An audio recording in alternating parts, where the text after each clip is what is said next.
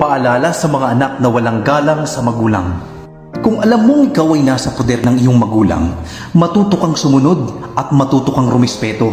Kung alam mo ang kinakain mo sa araw-araw ay galing sa pinagpaguran ng magulang mo, matuto ka dapat magpahalaga, magpasalamat at makinig sa kanilang payo. Hindi yung ikaw pa yung nagagalit sa magulang mo kapag wala kang mahita at ikaw pa itong padabog-dabog at umaastang sisiga-siga. Uulitin ko sa'yo, mahiya ka sa ginagawa mo, mangilabot ka sa mga sinasabi mo. Hindi mo ba alam na sa tuwing sinasagot mo sila na pabalang, nalulungkot at nadudurog ang puso ng iyong mga magulang?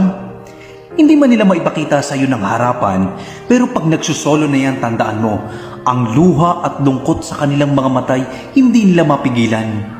Kaya kung mahal mo ang mga magulang mo, huwag mo nang hintayin ang oras na sila'y nakahiga na sa banig ng karamdaman bago mo sila yakapin